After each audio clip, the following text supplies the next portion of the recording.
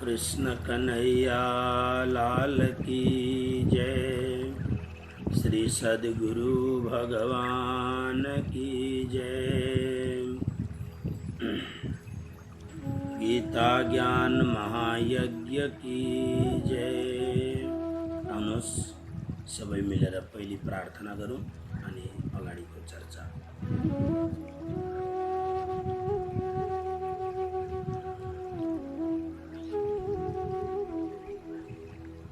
श्री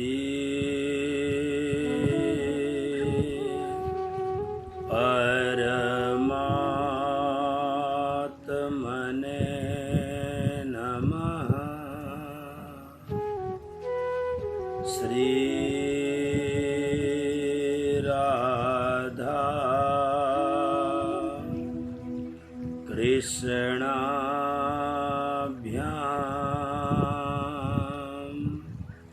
नमः। श्री सद्गुरु चरण कमलेभ्यो नमः। बंसी विभूषित करान नवनीरदाभा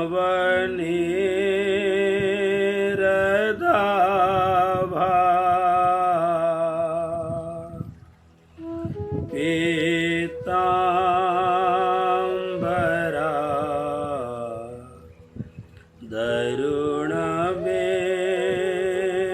दरुणबिंबफला धरोष्ठा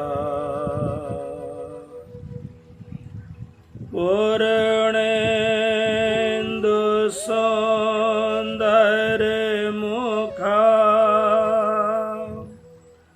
दरविंद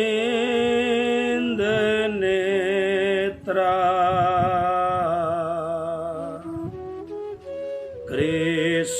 कृष्णात् परं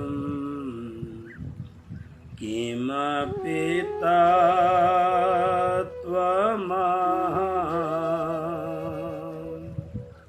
न जाने।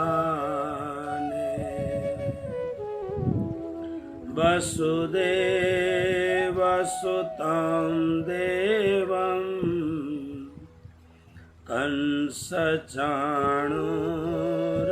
कंसचाणूरमर्दनं देवकी परमानन्दं कृष्णं वन्दे जगद्गुरुं। कृष्णं वन्दे जगद्गुरुं।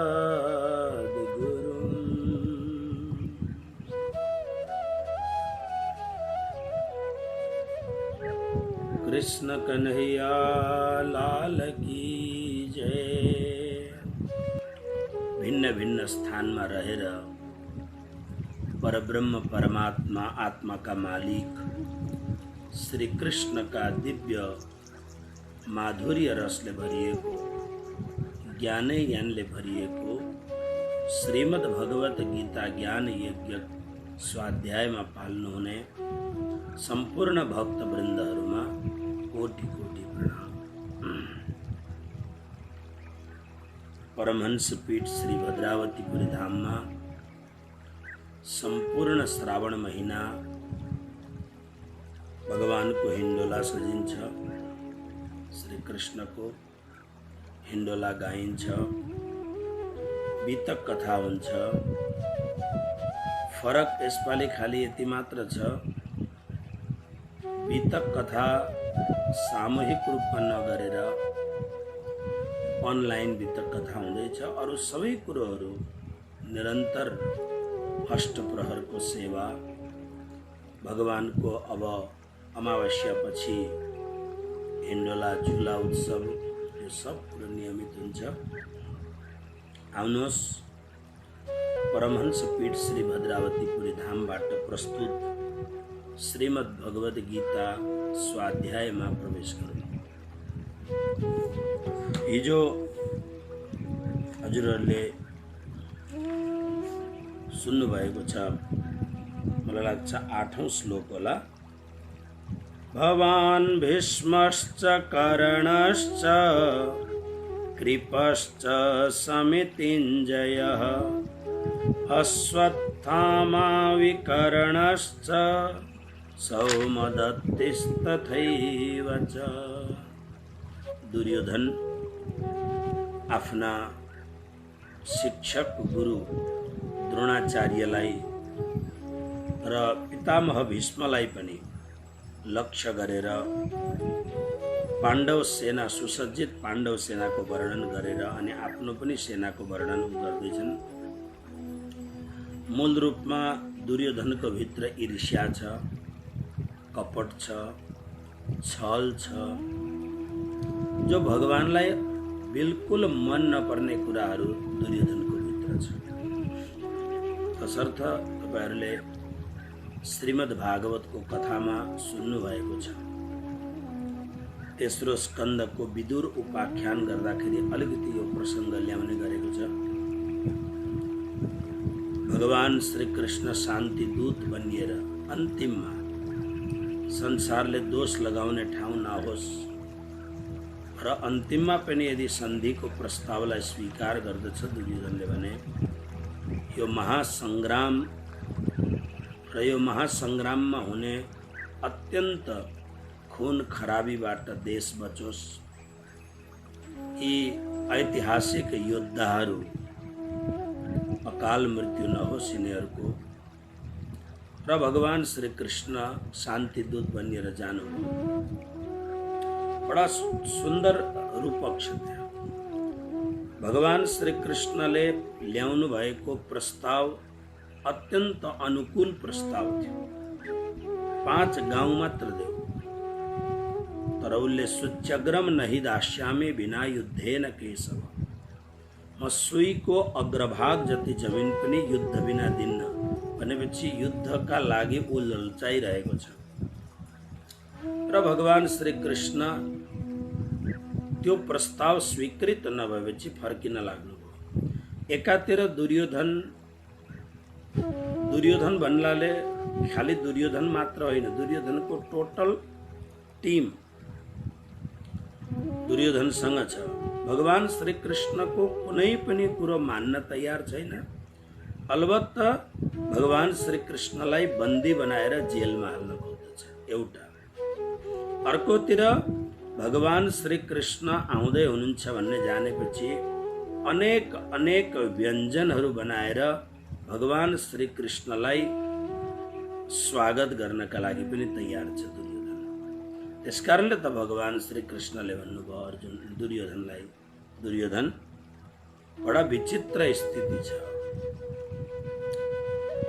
खाइन्छ दुईटा परिस्थितिमा, या त भोक लागेको हुनुपर्छ, बुभुक्षितम किम न करोति पापम।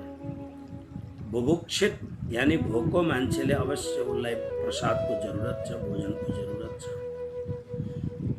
म भोको छुइनँ किनभने मेरो नाम मात्रले विश्व तृप्त हुन्छ भने म त आप्तकाम छु, आत्माराम छु, म भोको छुइनँ। अब या त भोक नभए तापनि खुवाउनेवाला व्यक्ति, पिरोस्नेवाला व्यक्ति, सामग्री प्रस्तुत गर्नेवाला जो व्यक्ति छ उसमा श्रद्धा छ, भक्ति छ, भाव छ भने पनि त्यो श्रद्धाले पनि खाइन्छ। भगवानले भन्नुहुन्छ म भोको छुइनँ, तिमी श्रद्धालु छैनौ। त्यसकारणले दुवै परिस्थितिमा भोजन गर्न उचित छैन। त्यसकारणले दुर्योधन र दुर्योधनको टिमको नजदिकको जुन वर्तुल छ, नजदिकको जुन घेरा छ, त्यो उनीहरूको भित्र कपट छ, छल छ, ईर्ष्या छ, द्वेष छ, जो भगवानलाई बिल्कुल मन पर्दैन। रामचरित मानसको म पंक्ति प्राय गुनगुनाउँदछु। भगवान श्री रामले भन्नुभएको छ के भन्नुहुन्छ, निर्मल मन जन सो मोहि पावा, मोहि कपट छल छिद्र न भावा। भगवान श्री राम भन्नुहुन्छ कि निर्मल मन जन सो मोहि पावा। मलाई पाउनका लागि धेरै पैसाको जरुरत छैन, मलाई पाउनको लागि ठुल्ठुलो करोडौं करोडौं रुपियाँको मन्दिर बनाउने जरुरत छैन, मलाई पाउनको लागि सुसज्जित सामग्रीहरूको जरुरत छैन। निर्मल मन जन सो मोहि पावा, जसको मन निर्मल छ। हैन, शब्दको सम्मिश्रण निर्मल मन, यस्तो जन सो मोहि पावा, उसले मलाई पाउन सक्दछ। त्यसकारणले कबीरले भन्नुभयो, यो हेर्नुहोस्, भगवत्ता र गुरुतत्व लगभग एक जस्तो हुन्छ। गुरुतत्व र भगवत्ता, यानी भगवत्तालाई पाउनका लागि पनि संसारको यावन मात्र वस्तुको जरुरत छैन। र भगवान शङ्करले पुराण माहेश्वर तन्त्रमा भन्नुभएको छ, जगतको सामग्रीले जो प्रसन्न हुन्छ त्यो गुरु पनि होइन। भगवान शङ्करको शब्द, बहवो गुरव सन्ति शिष्य वित्तापहारका, दुर्लभो गुरवो देवी शिष्य हृत तापहारका। ठिक छ, पैसा भन्ने कुरो, संसारको जनमानस भन्ने कुरो, यो संसारको व्यवहारको कुरो हो। तर भगवान शङ्करले र भगवान रामले यावन मात्र धर्मशास्त्रमा जो संसारको वस्तुले प्रसन्न हुन्छ त्यो व्यापारी हुन सक्दछ, संसारी हुन सक्दछ, तर सद्गुरु हुन सक्दैन, भगवान हुन सक्दैन। र भगवानले के भन्नुहुन्छ, निर्मल मन जन सो मोहि पावा, जसको मन अत्यन्त निर्मल छ। यसको मतलब जसको मन निर्मल छ उसको बुद्धि पवित्र हुन्छ, जसको बुद्धि पवित्र छ उसको चेतना प्रखर हुन्छ, जसको प्रखर चेतना छ उसको हृदयमा भगवानले आफ्नो घर बनाउनुहुन्छ, उसको हृदयलाई आफ्नो निवास आवास बनाउनुहुन्छ भगवानले। त्यसकारणले निर्मल मन जन सो मोहि कपट छल छिद्र, छिद्र भनेको दुर्गुणहरू, जो दुर्गुण, हेर्नुहोस्, केही पनि नजान्नु दुर्गुण होइन। त्यसकारणले यहाँ छिद्र शब्दको दुर्गुणमा अरू अरू जो चिजहरू छन् यी मलाई मन पर्दैनन्, मलाई बिल्कुल मन पर्दैन, भगवान भन्नुहुन्छ। भगवान श्री कृष्णले दुर्योधनलाई भन्नुभयो, दुर्योधन, तिमीमा बिल्कुल श्रद्धा छैन, अनि श्रद्धा बिनाको भोजन म कसरी गरौँ? हामी जब भोग लगाउँदछौँ, भोग लगाउँदा प्राय मन्दिरहरूमा हामी के गर्दछौँ, हाम्रो कृष्ण प्रणामी परम्परामा सेवा पूजा गर्दा भोग लगाउने चलन छ। भोग लगाउँदाखेरि हामी भोग कसरी बोल्छौँ भन्दा समयको अनुकूल हेरेर भोग बोल्दछौँ। आज ढिलो भयो, सानो भोग बोल, चाँडो बोल, आज समय छ, ठिकै छ, बिस्तारो बोल।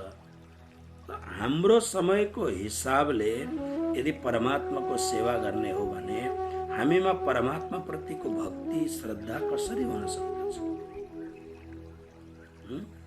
तसर्थ यो गलत प्रक्रिया हो। त्यसकारणले म प्राय भन्छु, अब मनुष्य भएको हुनाले, तपाईहरू कार्यमा व्यस्तता भएको हुनाले आफ्नो समयको चयन गर्नुहोस् र थोरै समय छ, त्यो थोरै समयलाई दत्तचित्त भएर परमात्मालाई प्रसन्न गर्नका लागि, मबाट मेरा कृष्ण खुसी हुन् यो भावले सम्पन्न भएर अनि परमात्माको सेवा गर्ने, भले थोरै समय होस्। तर हामी के गर्छौँ, हामी भगवान बस्ने मन्दिर राम्रो बनाउँछौँ, अनि राम्रा राम्रा चरक्क परेका बागा वस्त्रहरू किनेर लिएर आउँछौँ हामी, अनि सामग्रीहरू पनि यसो राम्रो बदाम काजु पिस्ता इत्यादि राख्दछौँ। तर जुन कुरो गर्नुपर्ने हेतबाट, प्रीतबाट, श्रद्धाबाट जुन गर्नुपर्ने त्यो चाहिँ हामी दिनै सक्दैनौँ। त्यसका लागि हाम्रो पासमा समय नै छैन। त्यो कुरो चाहिन्छ परमात्मालाई, प्रेम चाहिन्छ।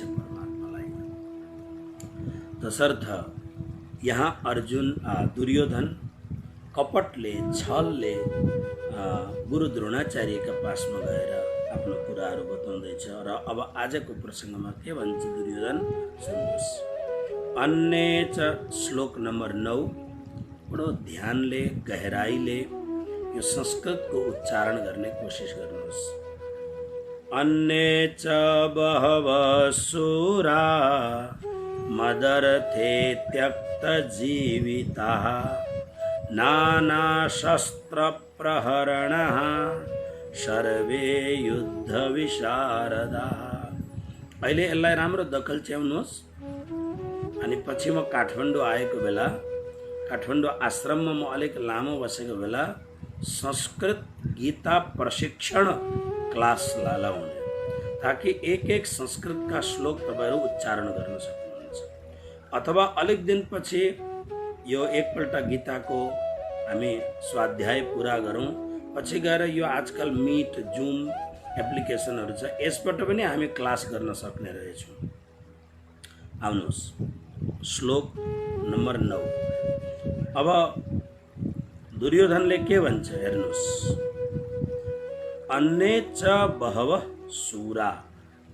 अन्य यो जुन दुर्योधनले बतायो यो भन्दा पहिलेको श्लोकमा 8औं श्लोकमा भीष्म भवान हजुर द्रोणाचार्य, भीष्म महावीर कर्ण, संग्राम विजयी कृपाचार्य, तपाईको छोरा महारथी अश्वत्थामा, मेरो भाइ अत्यन्त धर्मात्मा विकर्ण र स्वयं शान्तनुका प्रत्यक्ष परम्पराका सोमदत्तका छोरा महान धर्मात्मा भूरिश्रवा। यी र यसदेखि अतिरिक्त अन्य च हुन त धेरै थिए कौरवका पक्षमा 11 अक्षौहिणी सेना, उतापट्टि 7 अक्षौहिणी सेना। 11 अक्षौहिणीमा कुन्तीको भाइलाई छल कपटले आफ्नो पक्षमा गरेको हुनाले 1 अक्षौहिणी सेना उहाँको हुनुहुन्थ्यो। अनि भगवान श्री कृष्णसँग पनि छल कपट गरेरै दुर्योधनले मागेको हुनाले भगवानका 1 अक्षौहिणी सेना अरु दुर्योधनका पासमा थिए। त्यसकारणले अरु पनि धेरै कुराहरू थिए। त्यसले गर्दा अन्य च बहवः शूरा, अरु पनि धेरै धेरै शूरवीरहरू मेरा पक्षमा छन्। कस्ता छन्? मदर्थे मेरा लागि, मत अर्थे मेरा लागि। हेर्नुहोस् दुर्योधनको अहंकार कस्तो छ। मदर्थे मेरा लागि त्यक्त जीवितः, आफ्नो प्राणको परवाह नगर्ने, आफ्नो प्राणलाई पनि मेरा लागि परित्याग गर्ने इच्छा गर्नेवाला, नाना शस्त्र प्रहरण, अनेक प्रकारका शस्त्र अस्त्रहरूलाई चलाउन सक्ने। त्यतिखेरको जमानाका शस्त्रहरू धनुष भयो, अनि भाला भयो, त्रिशूल भयो, तलवार भयो, गदा भयो, यस्ता अरू पनि धेरै शस्त्रहरू त्यो तत्कालीन शस्त्रहरू थिए। नाना शस्त्र, नाना भनेको अरू पनि भिन्न भिन्न शस्त्रहरूलाई प्रहरण हान्नका लागि अत्यन्त सुयोग्य जान्ने, शस्त्र अस्त्र चलाउन जान्ने, सर्वे युद्ध विशारदाः, सम्पूर्ण युद्धका पण्डितहरू, विशारद, युद्ध कलाका अत्यन्त निपुण राजाहरू, अत्यन्त चतुर राजाहरू मेरा पक्षमा छन्। हेर्नुहोस् तपाईहरुलाई सबैलाई थाहा छ महाभारतको युद्धमा इन्द्रप्रस्थ धर्मराज युधिष्ठिरको राज्य राजधानी हो र यतापट्टि हस्तिनापुर धृतराष्ट्र यानी दुर्योधनको राजधानी हो। तर इन्द्रप्रस्थ यति राम्रो बहुतै राम्रै थियो, जहाँनेरि दुर्योधन भ्रमित भयो यो जल हो कि थल हो। त्यो स्फटिक मणिहरूको बनिएको भूमि थियो, एकदमै राम्रो। त्यसकारणले त्यो भूमिलाई देखेर ईर्ष्या भएर त्यसलाई पनि लुट्नको लागि अनि उनीहरूले द्युत क्रीडाको एउटा आयोजन गरे, जुवा खेल्ने चौपालको आयोजना गरे। अनि आयोजना गरेपछि जुवामा, कपटपूर्ण जुवामा शकुनीको माध्यमले हस्तिनापुरमा धर्मराज युधिष्ठिरलाई हराएपछि द्रौपदी पनि उसमा हारिन्। त्यसले गर्दा अब हारेपछि के भयो भन्दाखेरि 12 वर्षको वनवास र 1 वर्षको अज्ञातवास बसेर 14वां वर्षको प्रारम्भमा आएपछि अनि उनीहरूको यो सम्पूर्ण राज्य वापस गरिदिने यो शर्तमा उनीहरू वनवास गए। दुर्योधनले एउटा चालाकी के गर्यो, महाभारतमा बडो राम्रो कुरो छ। दुर्योधन मूलमा पापी छ, अत्यन्त दुष्ट छ, कृतघ्न छ, कपटी छ, छल कपटले युक्त भएको छ। उसका भित्र दया भन्ने कुरो बिल्कुल छैन, निर्दयी छ, क्रूर छ दुर्योधन। तर यिनीहरू 12 वर्षको वनवास र 1 वर्षको अज्ञातवास भएपछि दुर्योधनले एउटा दिमाग के लगायो भने अब उनीहरू 14वां वर्षमा आउँदाखेरि पनि म यो उनीहरूलाई दिन्न। अब उनीहरू त माग्छन्, माग्दाखेरि पनि मैले नदिएपछि युद्ध हुन्छ। अनि युद्ध हुँदाखेरि यी 5 जनालाई म सजिलै हराउन सक्दछु यदि मैले यो 12-13 वर्ष राम्रो काम गरेँ भने। दुर्योधनलाई त्यस्तो बुद्धि आयो। बुद्धि आएपछि अनि उसले त्यसको पछि जुन साम्राज्य गर्यो, त्यसको पछि साम्राज्य गर्दा उसले के सोच्यो भने म अब मेरो ठुलो दाजु युधिष्ठिर महाराजले जस्तो राज्य गर्नुभयो उनकै भाव अनुसारले म राज्य गर्छु। कसरी भन्दा जनतालाई सुखी बनाउने प्रजापालक राजा भएर दुर्योधनले राज्य गरे। 13 वर्षसम्म कसैलाई पनि दुख दिएन। दानहरू, दुर्योधन दान बहुत गर्दथ्यो। यी सब गर्नाले 12 वर्षभित्र उसले यस्तो खालको आफूलाई डेभलप गर्यो, उसले यस्तो खालको आफूलाई स्थापित गर्यो कि सारा संसारमा एक प्रकारको भाव व्यक्त भयो, दुर्योधन त राम्रो मान्छे हो। त्यसले गर्दा युधिष्ठिर महाराजसँग लागेका जति पनि राजाहरू थिए यसमा धेरै जस्ता राजाहरूको मन जित्नका लागि दुर्योधन सफल भयो। कोही कोही बेला के हुन्छ, कोही कोही बेला कपटी मान्छे, आडम्बरी मान्छे, घमण्डी मान्छे आफ्नो स्वार्थ सिद्ध गर्नका लागि, आफ्नो काम बनाउनका लागि बाहिरको रूपक बडा राम्रो बनाउँदछ। तपाईहरु हेर्नुहोस्, नेपालका, भारतका गाउँ गलीहरूमा एक खालका साधुहरू घुम्दछन्। ती साधुहरूको रूपक हेर्नुहोस्, तिनीहरू माग्न घुम्दछन्, कपटी पनि हुन्छन्, बेलुका गएर रक्सीको बोतल पनि पिउँदछन्। उनीहरू खानपान शुद्ध हुँदैन। तर उनीहरू जब गाउँमा माग्नका लागि हिँड्छन्, जनतालाई भड्काउनका लागि हिँड्छन्, त्यतिखेर उनीहरूको तयारी हेर्नुहोस्, उनीहरूको चन्दन हेर्नुहोस्, उनीहरूको शरीरमा लगाएको वस्त्रहरू हेर्नुहोस्, उनीहरूको केसहरू इत्यादि यति तयार गरेर उनीहरू हिँड्छन् कि त्यो ओरिजिनल साधु भन्दा त्यो डुप्लिकेट साधु धेर राम्रो लाग्दछ, बहुत राम्रो लाग्दछ। कलियुगको निशान पनि यही हो। म प्रातःकाल समाधिबाट आएपछि वाणीको पाठ गर्दछु। आज वाणीको पाठ गर्दाखेरि किरन्तनको 125 प्रकरण र 126 प्रकरण, यति गजबको प्रकरण छ। त्यो हुन त मैले धेरैपल्ट पाठ गरेँ, जतिपल्ट पाठ गर्यो नवीनता आउँदछ। त्यसमा सबैभन्दा ठुलो कुरो प्राणनाथजीले कथाकारको पुरै निन्दा गर्नुभएको छ। प्राणनाथजीको जमानामा 350 वर्ष पहिले यस्ता कथाकारहरू थिएनन्। तर प्राणनाथजी त्रिकालद्रष्टा भएको हुनाले आउने समयमा कस्ता खालका कथाकार हुन्छन् भनेर त्यहाँ यति राम्रो वर्णन गर्नुभएको छ प्राणनाथजीको। मलाई ती चौपाईहरू सबै याद भएन, म चौपाईको भावार्थ बताउँदछु। व्यासमा बस्छन्, बडो सज धज भएर बस्छन्, वेशभूषा बनाएर एकदम चारैतिर चकाचौँध त्यो श्रोताहरूको मनलाई एकदम बहलाउने हिसाबले बस्छन् र कुनै पनि प्रकारको कथाको वास्तविक सार भन्दैनन्। शब्द छ एकदम। त्यो त प्राणजीले त यस्तो विचित्र शब्द लेख्नुभएको छ, भाँड भन्ने शब्द लेख्नुभएको छ। भाँड भनेको अत्यन्त फोहोरी खालको, मतलब फोहोरी खालका गीतहरू गाएर, जुन आजकल फिल्ममा प्राय हुन्छ त्यस्ता खालकालाई भाँड भन्छ, जसले त्यस्ता गीतहरू गाएर, नराम्रा गीतहरू गाएर, नराम्रो डान्सहरू गरेर मान्छेहरूलाई आफ्नो बनाउने, यो व्यक्तिलाई भाँड भन्ने गरेको थियो पहिले।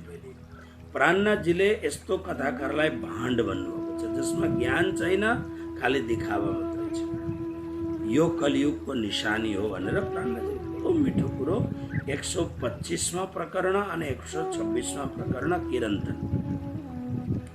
त्यसकारणले यहाँ दुर्योधनले आफ्नो लागि उसले जुन 12 वर्षसम्म यति कपटपूर्ण राज्य गर्यो, तर राज्य गर्दाखेरि सबै प्रजालाई सुखी राख्यो।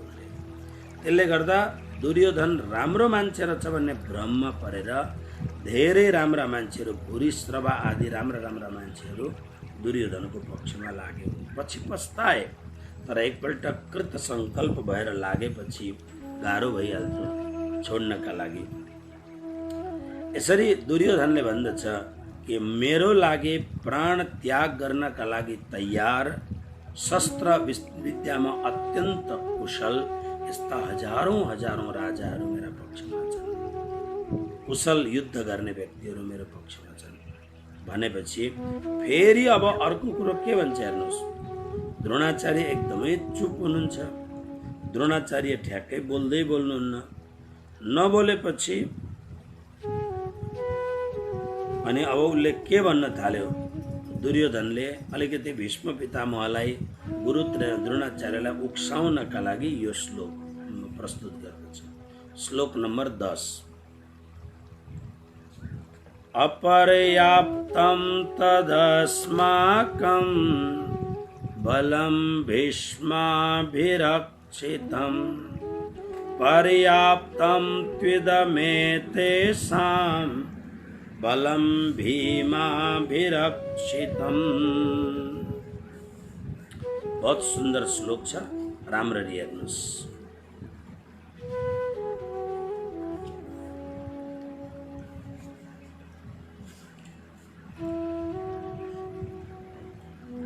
अपर्याप्तं तदस्माकं,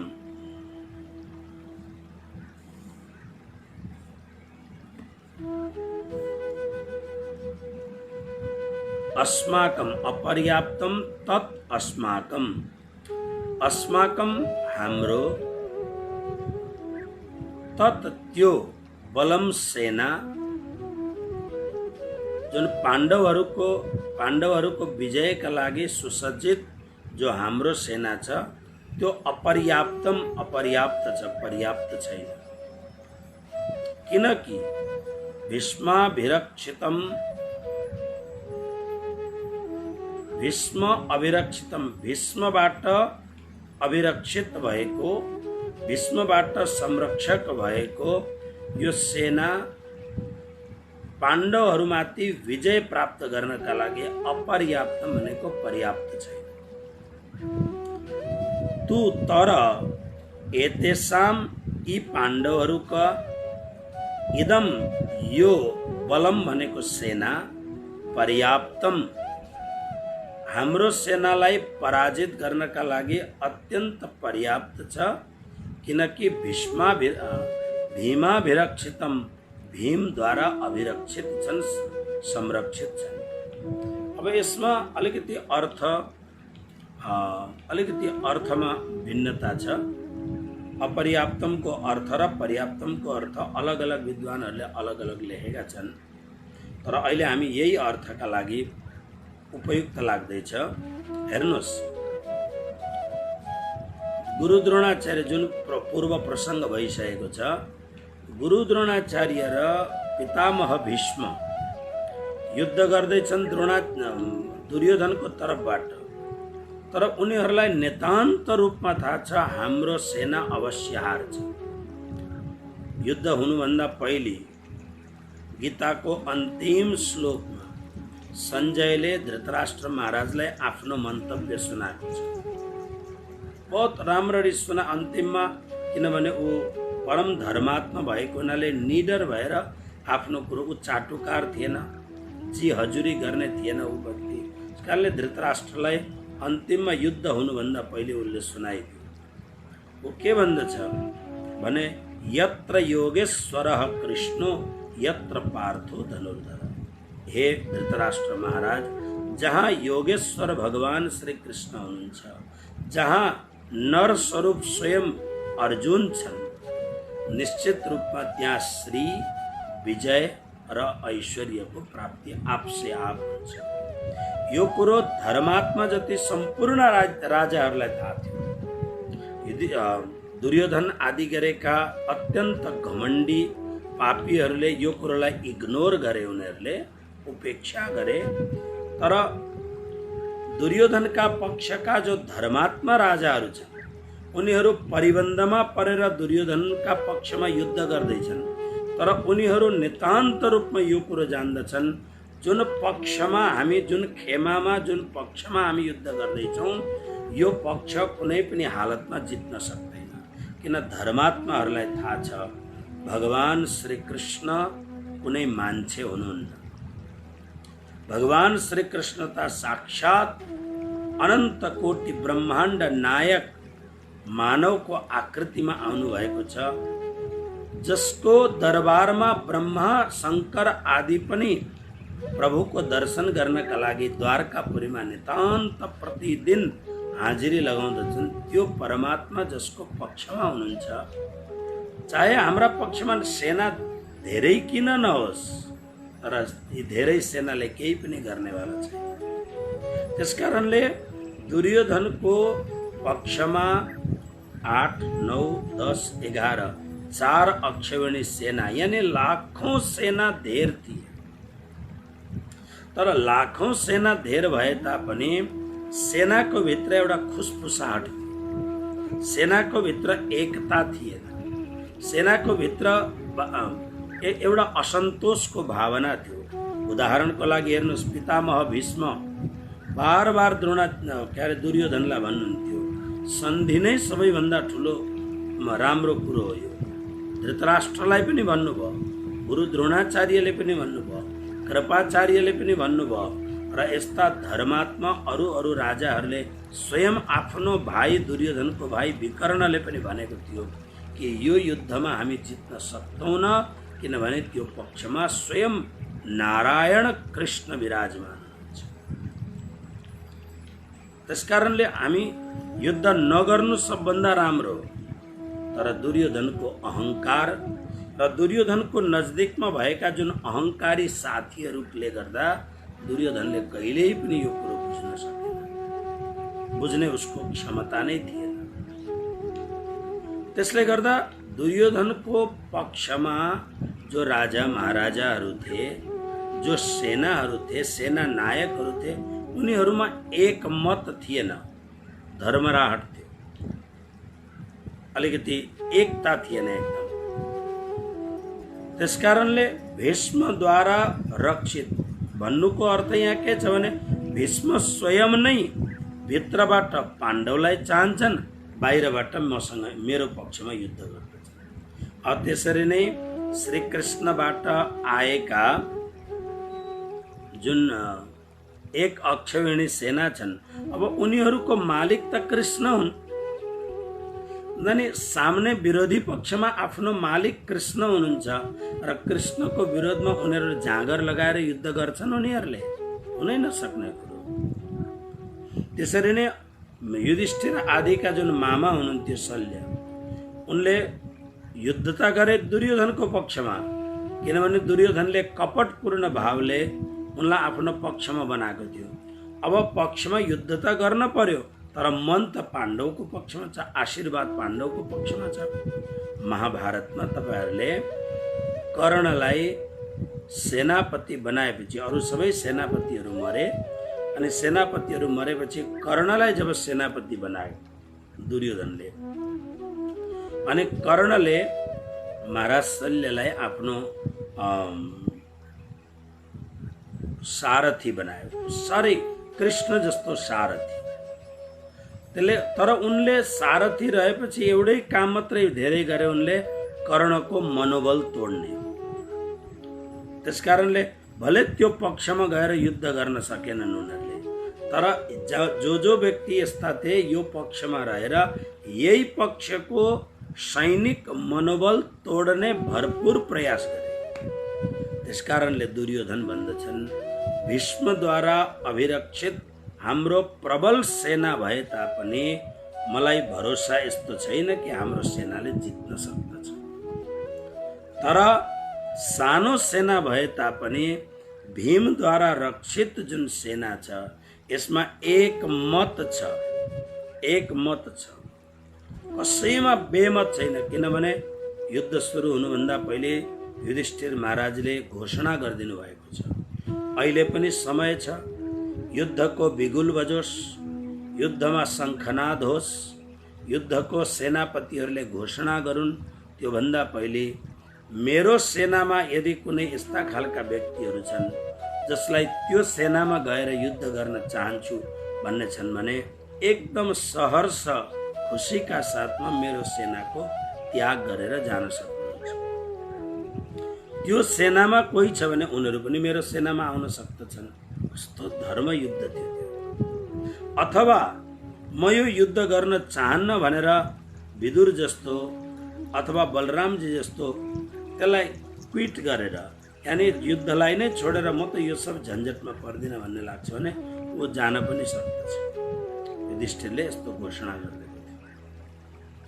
त्यसकारणले युधिष्ठिर महाराजको जुन पक्ष छ अथवा भीमद्वारा अभिरक्षित जुन सेना छ, भले सानो सेना होस्, उनीहरूको भन्दा लाखौं सेना कम छन्, तर यिनीहरूको मनोबलमा जरा पनि दरार छैन, एकदम मजबुत मनोबल छ।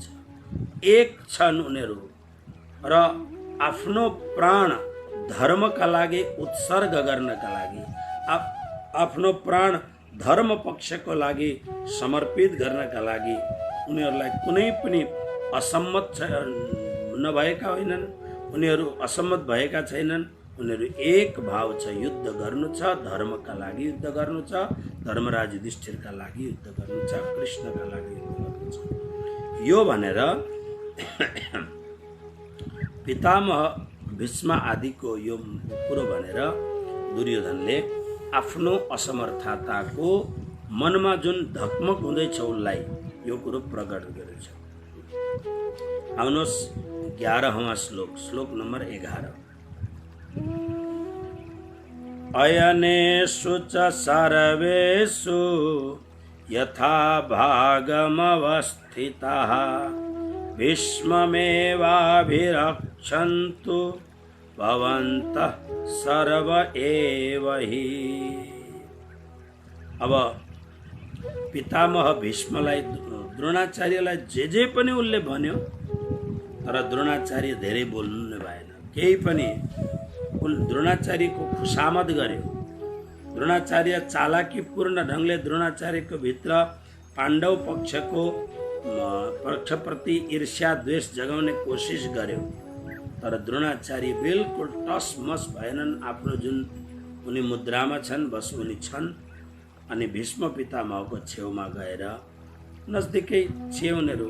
र अब यो श्लोक भने उनले के भन्छ भने अयनेषु च को अर्थ अनि। अब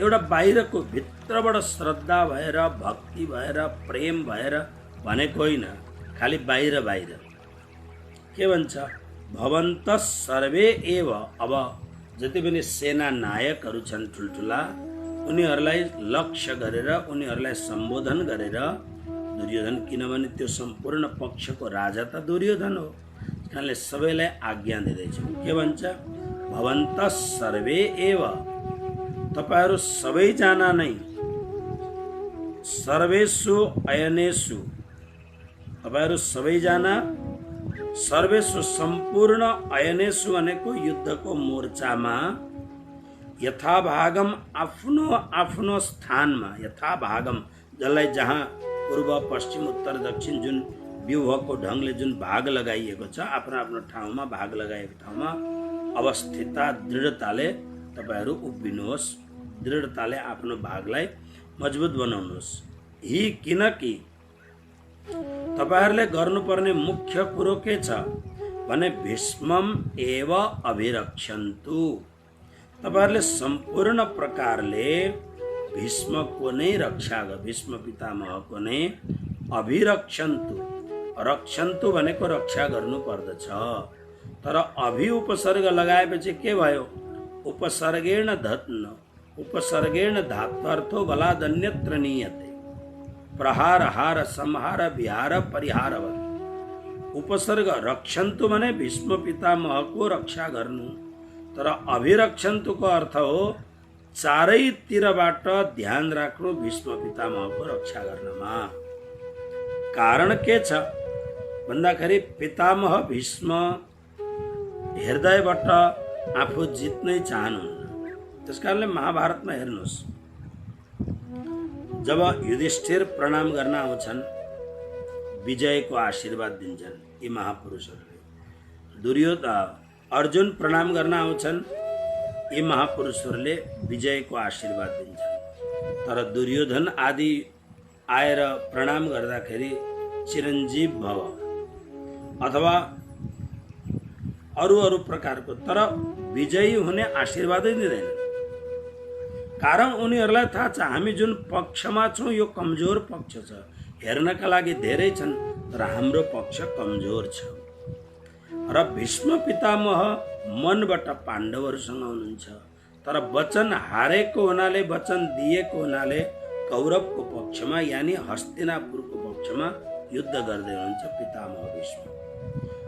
अब डर के छ भने पितामह भीष्मको एउटा नियम छ, कुनै पनि स्त्री यदि अगाडि आएर उभिन् भने स्त्रीको पछाडि चाहे कुनै पनि महावीर किन नउभिएको होस्, पितामह भीष्म शस्त्र प्रहार गर्नु उहाँको नियम। स्त्री अगाडि भएपछि कुनै पनि हालतमा शस्त्रास्त्र भीष्म पितामहले त्याग गर्नु। अब पितामह भीष्मलाई मार्नका लागि पूर्व जन्मबाट अत्यन्त मनमा आक्रोश लिएर अम्बा आज शिखण्डी भएर जन्मेकी छन्। अम्बा जुन काशीराजकी छोरी अम्बा हुन्, अम्बाको पनि हरण भएपछि अम्बाले प्रार्थना गरिन् भीष्म पितामहलाई कि हे देवव्रत, मैले मनबाट अर्कै पुरुषलाई चाहिसकेको छु, मैले मनबाट अर्कै पुरुषलाई वरण गरिसकेको छु। तपाईँले मेरो हरण गर्नुभयो, तर म विचित्र वीर्यसँग विवाह गर्न सक्दिनँ, किनभने मैले मानसिक रूपले 3वटा छोरीहरू थिए, त्यसमध्ये अम्बा, अम्बिका, अम्बालिका। अम्बाले यस्तो भनेपछि भीष्म पितामहले छोडिदिनु भयो। अम्बा जोसँग जुन राजासँग प्रेम गर्दथिन् उनी गइन्। गएपछि त्यो राजाले के भन्यो भने एकपल्ट पितामह भीष्मले तिमीलाई हरण गरिसकेका छन्, त्यसकारणले अब तिमीलाई म स्वीकार गर्दिन। फेरि वापस आएर भीष्म पितामहलाई भनिन् कि हे देवव्रत, तपाईँले कुनै पनि हालतले मलाई स्वीकार गर्नुपर्नेछ। देवव्रतले भने तिमी नै त वापस गएकी हो, तिमीले यस्ता कुरा नभनेर तिमी प्रेम गरेको थिएन, ओके, तर अब तिमी जब आइसकेपछि, मैले हरण गरेर ल्याइसकेपछि, मेरा जुन भाइ हुन् विचित्र वीर्य उनका लागि ल्याइसकेपछि तिमी बस्नु पर्थ्यो।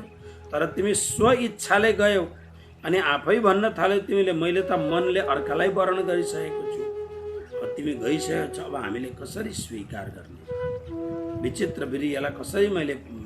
अनि उनले भने त्यसो भने तपाईँ बिहे गर्नुहोस् भन्दा मैले त आजीवन अखण्ड ब्रह्मचर्य व्रतलाई धारण गरेको छु। अनि जब अम्बा नाम गरेकी जो कन्या थिइन् उनले चारैपट्टिबाट उनले आफ्नो अस्तित्व नपाएपछि अनि अम्बाले घोर तपस्या गरेर वरदान मागेर पितामह भीष्मको काल बनिएर अम्बा स्वयं आज शिखण्डी भएर जन्मेकी छन्। अब द्रुपदको सन्तान भएर शिखण्डी जन्मिँदाखेरि ऊ स्त्री भएर जन्मेकी छ। पछि गएर आशीर्वाद प्राप्त गरेपछि, तपस्या प्राप्त गरेपछि उसले पुरुषत्व प्राप्त गरे, तर मूलमा ऊ स्त्री भएर जन्मेकी। त्यसकारणले यहाँ दुर्योधनको भनाइ यो हो कि पितामह भीष्मलाई मार्नका लागि पाण्डवहरूले चालाकी गर्न सक्दछन्, शिखण्डीलाई ल्याएर अगाडि उभ्याइदिन सक्दछन्। तसर्थ तिमीहरूले, किनभने अगाडि आएर शिखण्डी उभिएपछि निश्चित रूपमा पितामह भीष्म बाण चलाउनुहुन्न। अब निहत्था व्यक्तिलाई त कसैले पनि मारिदिन सक्दछ। तसर्थ चारैतिरबाट पितामह भीष्मको रक्षा गर्नु, गुरु द्रोणाचार्यको पनि रक्षा गर्नु। किनभने गुरु द्रोणाचार्यमा एउटा कमजोरी छ। परमात्माले एउटा कमजोरी सबैभित्र राखेको हुन्छ। के छ कमजोरी गुरु द्रोणाचार्यको भने अश्वत्थामा उनको छोरो हो। कृपाचार्यकी बहिनी बिहे गरेको छ गुरु द्रोणाचार्यले। कृपी नाम गरेकी कन्यासँग विवाह गरेको छ। कृपीको सन्तान अश्वत्थामा, एउटै मात्र आफ्नो छोरो छ अश्वत्थामा। द्रोणाचार्यलाई थाहा छ मेरो छोरो विमार्गमा, उल्टो मार्गमा लागेको छ। पवित्र ब्राह्मण भएर जन्म लिए तापनि ब्राह्मणोचित कर्म गर्दैन। दिनरात केवल दुर्योधनको मात्र, दुशासनको मात्र सङ्गत गर्दछ। तर यति भए तापनि छोरो प्रति गुरु द्रोणाचार्यको अतिशय आसक्ति छ। अब साधु मान्छेले जान्दैन यो आसक्ति भन्ने कुरो के हो, तर तपाईहरु गृहस्थीलाई थाहा छ आफ्नो छोरो जति बिग्रे तापनि त्याग थोडी गर्न सकिन्छ, परित्याग गर्न थोडी सकिन्छ। आफ्नो सन्तान हो। त्यसले गर्दा अब राम्रो भए त बहुत राम्रो कुरो हुन्छ, तर कतिपय घरमा यस्तो स्थिति हुन्छ छोरो ड्रगिस्ट हुन्छ, छोरो ड्रगिस्ट छ। अब ड्रग छोड्न मान्दैन, घरमा हालत खराब छ तर पनि छोराको परित्याग गर्न सकिँदैन। कसरी गर्ने परित्याग? कतिपल्ट घरमा यस्तो स्थिति हुन्छ छोरो नभएर दुश्मन भन्दा पनि कलङ्कित हुन्छ, नाक काट्ने खालको छोरो हुन्छ, तर पनि उसलाई परित्याग त गर्न शास्त्रले भनेको छ। वरम वनम व्याघ्र गजेन्द्र सेवित, नीतिमा भनेको छ कुपुत्रसँग बस्नु भन्दा त जंगलमा गएर बस्नु बहुत राम्रो कुरो। कुपुत्र त शास्त्रमा वर्णन गरेको छ कि कुपुत्र सन्तान हुनुभन्दा सन्तान नहुनु बहुत राम्रो हो, बाँझ रहनु बहुत राम्रो। किन? बाँझ रहँदा एउटै मात्रै दुःख हुन्छ कि मेरो सन्तान भएन, तर कुपुत्र जन्माएपछि त्यो कुपुत्रले जबसम्म बाँच्दछ तबसम्म उसले हजारौं पल्ट त्यो बाबुआमालाई मारिदिन्छ। मतलब यस्तो अपमान गरिदिन्छ, आफूले भने जस्तो उचित हुँदैन। अनि उचित नभएपछि समाजमा ढाँट्नु पर्दछ, छल्नु पर्दछ, कपट गर्नु पर्दछ, मेरो सन्तान बहुत राम्रो छ भन्नु पर्दछ, तर समाजलाई थाहा हुन्छ यो महाकुपुत्र हो भन्ने कुरो थाहा हुन्छ। अनि जानी पनि केही पनि गर्न सकिँदैन।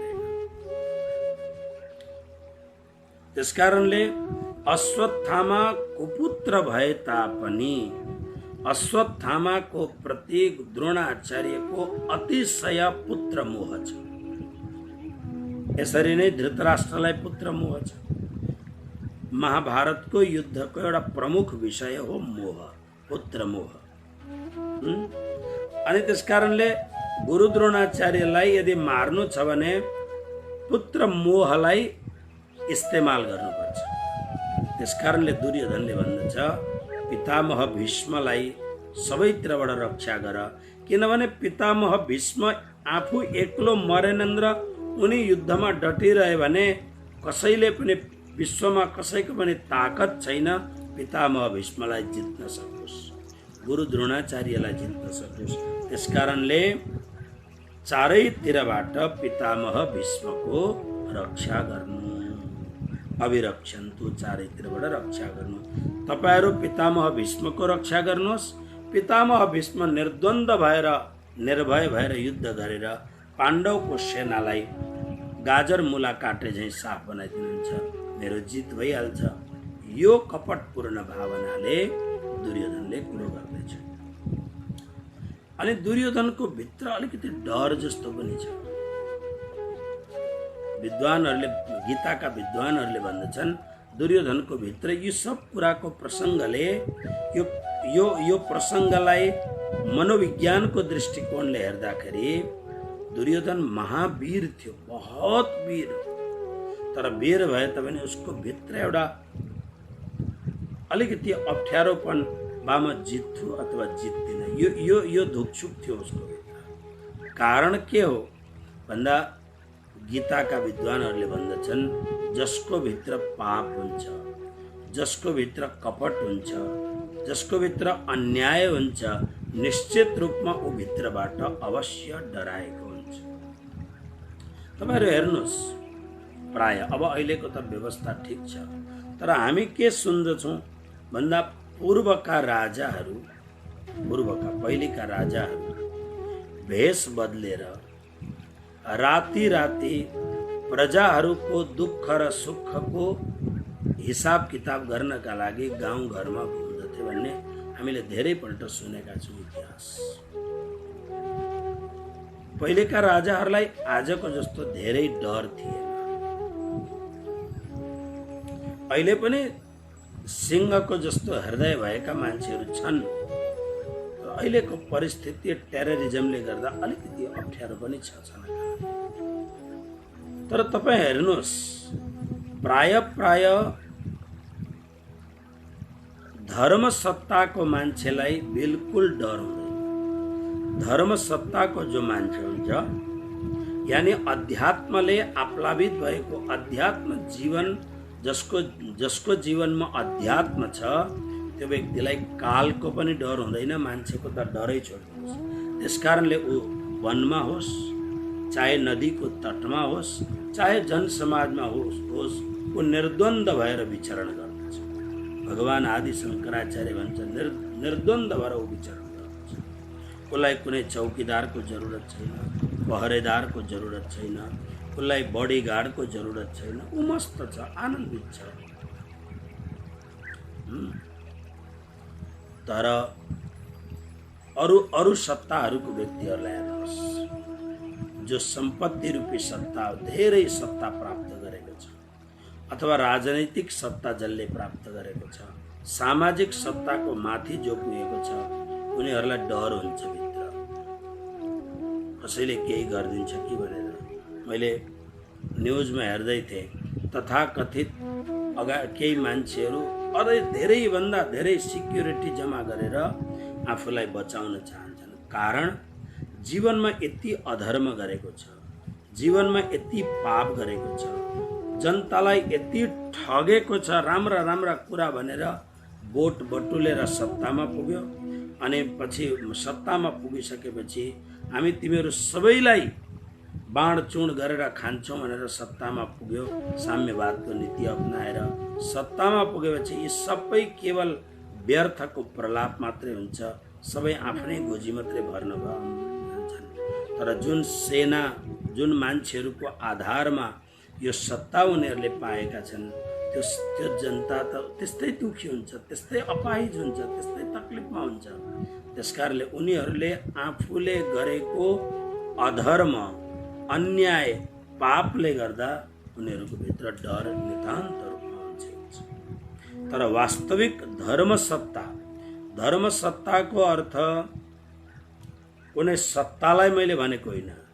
धर्मसत्ताको अर्थ कुनै ठुलो मन्दिर, ठुलो गादी, धेरै मान्छेहरूको गुरु हुनु, यो धर्मसत्ता होइन।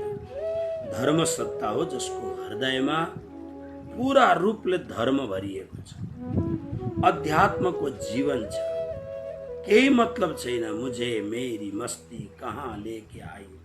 यस्तो जसको हृदयमा यो खालको निर्द्वन्द भाव हुन्छ, उसलाई कसैको पनि केही पनि डर लाग्दैन। त्यसकारणले दुर्योधनको भित्र डर छ, किनभने दुर्योधनले 12-13 वर्षसम्म जनताको पालन पोषण त राम्ररी गर्यो, तर त्यसको पछि पनि त्यसको पृष्ठभूमिमा पनि सत्ताको लालच, पाप, यी सब कुराहरू।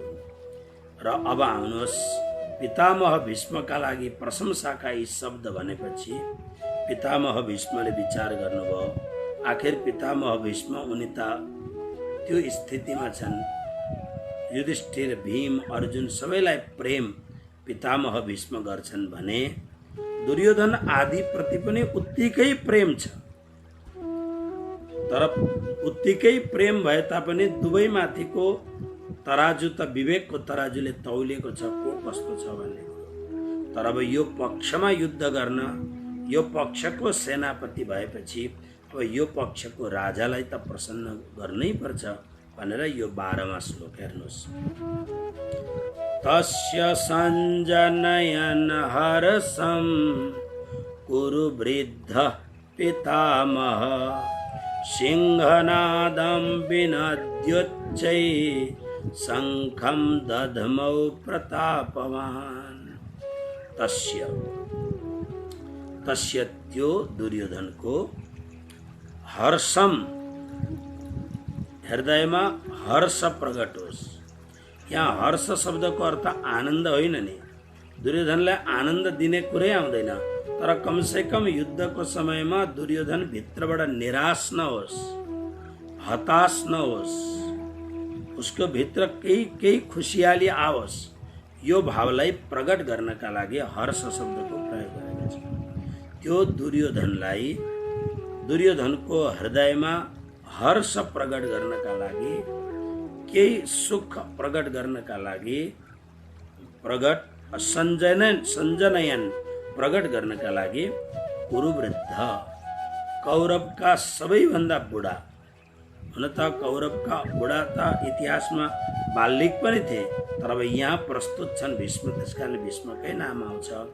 कुरुवृद्ध, प्रतापवान, महान प्रतापी पितामह भीष्मले सिंहनादम, नाद भनेको आवाज, कस्तो आवाज भन्दा जसलाई हामी भाषामा भन्छ नि सिंह गर्जनाले युक्त भए, सिंहको जस्तो विनद्य गर्जेर, एकदम सिंह गर्जे जस्तो गर्जिएर उच्चै जोरले शंखम दधमौ, शंख बजाउनु भयो। पितामह भीष्मले त्यो दुर्योधनको हृदयलाई चाल पाएर, दुर्योधनको हृदयमा डर छ, दुर्योधनको हृदयमा आफू पापी भएको हुनाले बामा हार्छु कि भन्ने भय छ भित्र, त्यसकारणले अब युद्धको बेलामा यसको भयलाई समाप्त गर्नुपर्दछ, यसको भित्रको शङ्कालाई समाधान गर्नुपर्दछ भन्ने विचार गरेर पितामह भीष्म अत्यन्त परम बलवान भएको हुनाले सिंह जस्तो गर्जना गरेर शङ्ख बजाउन थाल्नुभयो। अब हेर्नुहोस्, यति भएपछि अनि के भयो? श्लोक नम्बर 13। ततः शङ्खाश्च भैर्याश्च पणवानक गोमुखः सहस्यैवाभ्यहन्यन्त सशब्दस्तुमुलोऽभवत्। ततः पितामह भीष्मले यस्तो जोरले शङ्ख बजाएपछि त्यसको पछि शङ्खाः, शङ्खहरू, च अनि भेर्यः, भेरी भनेको नगाडा, च अनि पणवानक गोमुखः, ढोलक, मृदङ्ग र नरसिंह भनेको तु गरेर बजाइन्छ नि, त्यो नरसिंह आदि बाजालाई सहसा, सबै बाजाहरू एक साथमा, सहसा एव, हठात, सहसा विदधीत न क्रियाम विवेक परमा पदम पदम पदम, सहसा, सहसाको अर्थ हो एकदम।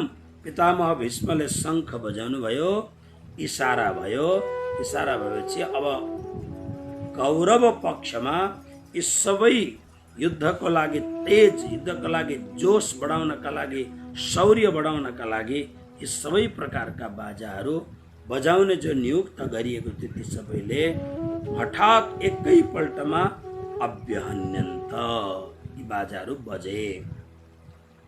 अनि अब शब्द त्यो जुन सम्पूर्ण बाजाहरूबाट निस्केको जुन शब्द थियो तुमुल अभवत, आकाशमा तुमुल भनेको बडा भयङ्कर भयो। यति घोर गर्जना भयो, शङ्ख बजाउने शङ्ख बजाइरहेका छन्। अनि यो जुन ढोलक, मृदङ्ग, नरसिंह आदि बाजाहरू जोरले एकसाथ बज्दाखेरि भयङ्कर स्थिति भयो। अब यति स्थिति भएपछि अनि के भयो भन्दा अब यिनीहरूले बजाइसकेपछि अनि पाण्डवहरूले विचार गरे अब हामी पनि बजाउँ। र जसरी भीष्म पितामहले दुर्योधनलाई खुसी गर्नका लागि यसरी शङ्ख, महाशङ्ख बजाए, त्यसरी नै भगवान श्री कृष्णले पाण्डव पक्षका योद्धाहरूलाई जोश, शौर्य, ऊर्जा प्रदान गर्नका लागि अब विशेष शङ्ख श्री कृष्णबाट प्रस्तुत हुन्छ। हेर्नुहोस्, ततः श्वेतैर्हयैर्युक्ते महते स्यन्दने स्थितौ माधव पाण्डवश्चैव दिव्यौ शङ्खौ प्रदधमतु। त्यसको पछि अब कौरवहरूले बजाइसकेपछि अनि सेता घोडाले युक्त भएको महान रथमा बसेका माधव भगवानले, लक्ष्मीपति भगवानले र पाण्डव भनेको पाण्डुपुत्र अर्जुनले पनि दिव्यौ शङ्खौ प्रदधमतु, दिव्य शङ्ख बजाउनु भयो। अब कृष्णले जुन शङ्ख बजाउनु भयो, कृष्णको शङ्खको नाम हो पाञ्चजन्य। अनि अर्जुनको शङ्खको नाम हो देवदत्त। अनि भीमसेनको शङ्खको नाम हो पौण्ड्र। त्यसकारणले कसरी भन्दा 15मा श्लोकलाई पनि एकपल्ट हेरिहालौँ। पाञ्चजन्यम ऋषिकेशो देवदत्तं धनञ्जय पौण्ड्रं दधमौ महाशङ्खं भीमकर्मा वृकोदरः। यसरी ऋषिकेशः अंतर्यामी भगवान श्री कृष्णले पाञ्चजन्य नामको शङ्ख बजाउनु भयो। धनञ्जय सम्पूर्ण धनमाथि विजय प्राप्त गर्ने अर्जुनले देवदत्त नामको भीमकर्म अत्यन्त कठोर भयङ्कर कर्म गर्ने वृकोदरः भीमसेनले पौण्ड्र नाम गरेको महाशङ्खम विशाल शङ्खलाई दधमौ बजाए। अब हेर्नुहोस्, कौरवको पक्षबाट भयङ्कर आवाज भयो, तर यो आवाजको असर पाण्डवहरूलाई केही पनि भएन। दे डोन्ट केयर, उनीहरूलाई त्यति केही मतलबै लागेन। तर यिनीहरूले जुन कुरो गरे त्यो कस्तो गजबको कुरो गरे। र भोलिको प्रवचनमा, भोलिको स्वाध्यायमा पाञ्चजन्य कृष्णको शङ्खलाई किन भनिन्छ, देवदत्त धनञ्जयको शङ्खलाई किन भनिन्छ, वृकोदर वृक जसको उदरमा छ यो वृक के हो, यो विशेष कुराहरू र अगाडिका कुराहरू भोलिको स्वाध्याय कार्यक्रममा प्रस्तुत गरिन्छ। अहिले अब यो प्रसङ्गलाई यहीँ राखौँ, गीताको स्वाध्यायलाई। र प्रथम अध्यायमा हुन त धेरै ज्ञानका गहिरा कुरा छैनन् भन्ने कुरो हुन्छ, तर यो भन्दै जाँदाखेरि त जान्नुपर्ने त धेरै कुराहरू रहेछन्। ओके, त्यसले गर्दा भाव र प्रेमले यी कुराहरूलाई एकदम राम्ररी हामी जानौँ, सुनौँ राम्ररी। सबैलाई कोटि कोटि